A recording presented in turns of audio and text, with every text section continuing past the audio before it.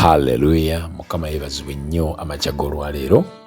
Neebaza Katonda ku lw'obulamu bw'atuwadde era ne ku lw'obulamu bw'akuwadde. Bayibuli egamba, this is the day the Lord has made, we will rejoice and be glad in it. Today I want to share with you a word. Kigambo kye njagala okugamba nawe kigamba nti God has a pattern for your life. God has a pattern for your ministry. Katonda alina ekifaananyi eky'obulamu bwo, alina ekifaananyi ekyobuweereza bwo. Katonda bwe yali nga ateekateeka Musa okuzimba tabernacle, okuzimba n'okuteekamu ebintu byamu, its furniture fittings, n'okuteekamu lampstands, shewbread, rather tables, ebyo byonna ebigendera mu tabernacle. Ayina ebigambo bye yagamba Musa. Yasooka n'amutwala ku lusozi n'amulaga ekifaananyi ky'ebintu nga bw'ayagala tabernacle efaanane. Mukama yalaga Musa ayagala ebintu birabike bitya, agenda kukola atya, bigenda kwenkana bitya obugazi, obuwanvu n'obunene. Ebyo byonna yabimulaga. Bw'amala omulaga n'ekyoto nga bwe kirina okufaanana buli kimu, mu kitabo kya Exodus chapter 25 verse 40 n'amugamba, and see to it that you make them according to the pattern which was shown you on the mountain. Mu Luganda yayogera bw'ati nti era weekuume obikole mu ngeri yaabyo gye walagibwa ku lusozi. Kitegeeza Katonda alina engeri gye yalaga Musa nga bwe biteekeddwa okufaanana. Tabernacle bw'erina okufaanana, weema bw'erina okufaanana, ebintu byamu, ebyoto n'ebirala. N'amugamba nti weekuume, see to it that, take heed that you do, okola nga bwe walagibwa. Now, every time God calls a minister, God has a pattern for every minister, for every ministry, for every person in his life. Katonda baba yakeera enkya n'ayita omuntu ng'omusumba, abeera ne pattern. Bino mbyogera naawe olwaleero kubanga nkimanyi nti oli muweereza wa Katonda. Bino ebigambo tebyapulayinga ku musumba yekka, ne byapulayinga ku buli muntu yenna omuweereza. Katonda bw'abanga yakwita okuweereza Katonda, all these that I'm speaking to you today apply to you. Katonda alina pattern for every ministry. Asobola okuyita omuntu n'amuteeka mu kyalo, naye Katonda abeera n'ensonga lwaki akutta omuntu oyo n'amuteeka mu kyalo, era abeera ne pattern y'obuweereza obwo.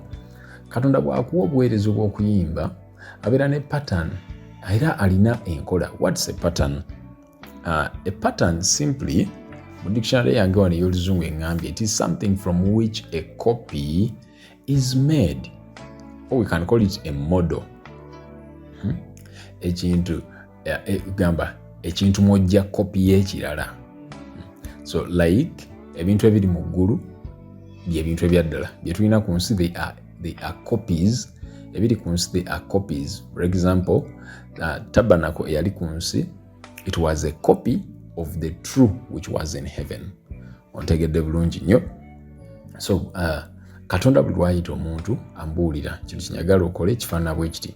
So aleme kukola kintu nga kikye, aleme kukola ekintu kyayiyiza obuyiiya, that you may not do something that you see that other nations are doing, because God has a standard and God has his own designs.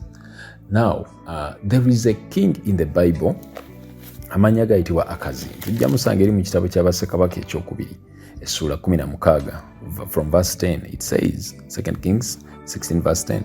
Now King Ahazi went to Damascus to meet Tiglath-Pileser, king of Assyria, and saw an altar that was at Damascus. And King Ahazi sent to Urijah the priest the design of the altar and its pattern, according to all its workmanship. Then Urijah the priest built an altar according to all that King Ahaz had sent from Damascus. So Urijah the priest made it before King Ahaz came back from Damascus. And when the king came back from Damascus, the king saw the altar, and the king approached the altar and made offerings on it. Ono Akazi oba Ahazi yali kabaka wa Yuda. sijja kubuulira nsonga lwaki yagenda e Damasco, byonna sijja bigendamu. You read the story, read chapter 16 here. Naye bw'atuuka eyo n'alabayo ekyoto e Damasco. Jjukira n'eri gy'avudde mu Yuda waliyo ekyoto, waliyo yeekaalu ya Mukama n'ekyoto n'ebintu byamu n'engeri Katonda gye yalagira nti biteekeddwa okukolebwa bwe biti. This is what should be sacrificed on the altar and this is how the altar should look like, because God had given the pattern to Moses many years ago, and so they built the temple according to the patterns which were shown to Moses. Amen. Kati ono agenze Damasco n'alabayo ekyoto n'agamba n'ategera design yakyo n'asindikira kabona mu Yuda n'amugamba akole okusinziira nga bw'alabye ekyoto kyalabye e Damasco. Now this is something that I see happening even today. Tuyinza okugamba, oh no, this was for those old people. But this is the same thing that's happening today.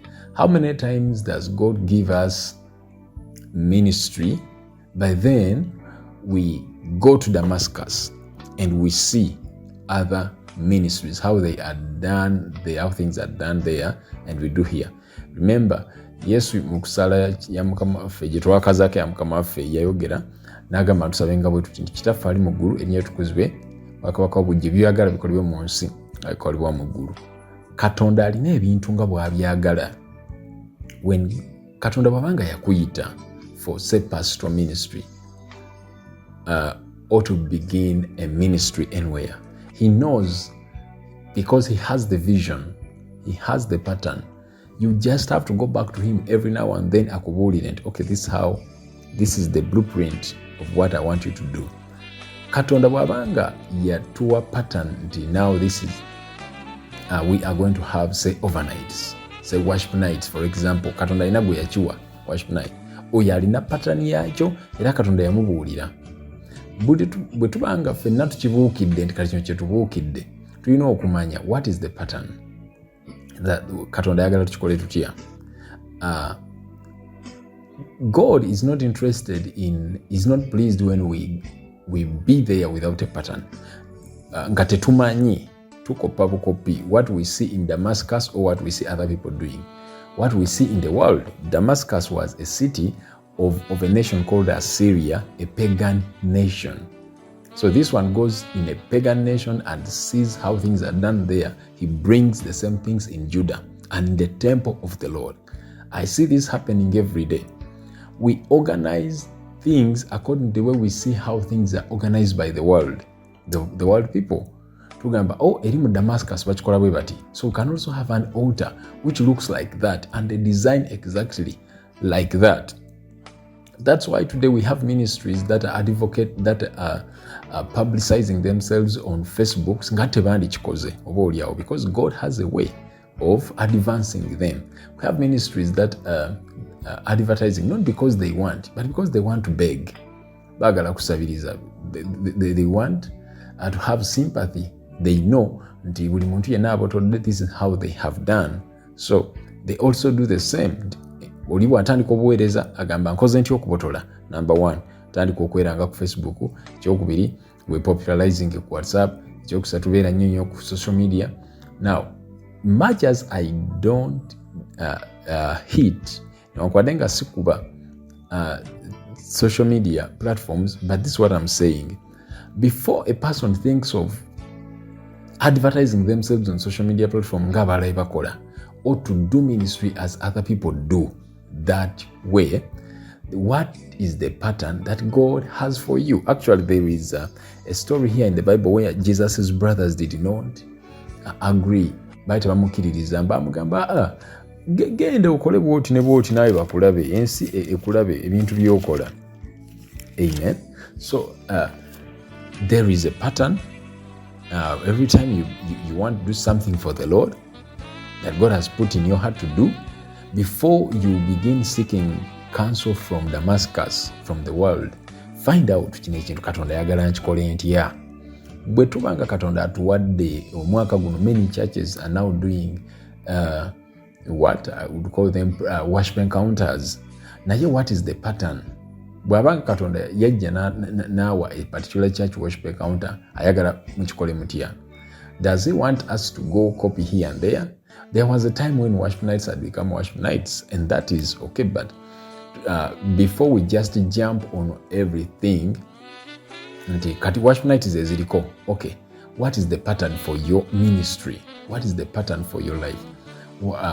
How should you do ministry? Gwe Katonda akugambye kola ki era akugambye okikola otya? You have to go back to him. There are people who do things like in church nga tulabye the secular artists engeri bwe gye bategeekamu ebintu byabwe. So we also do the same thing. Naffe tugenda kweranga mu ngeri nga gye bakikolamu, tugenda mu Nairo, tugenda funa ba sponsors, whether they are secular sponsors or not, we don't care. But as long as tubotodde, the question is that the pattern that God showed you when you were on the mountain with him? That's the question I'm leaving to you. It even comes down to our lives. Bible egamba eri Barumi essula 12:2, do not be conformed to this world, but be transformed by the renewing of your mind. When we are not transformed, we will be conformed. Bwe tutakyusibwa, tugenda kufaananyizibwa ensi nga bw'etambula. Amen. Have a wonderful day. God bless you. Shalom.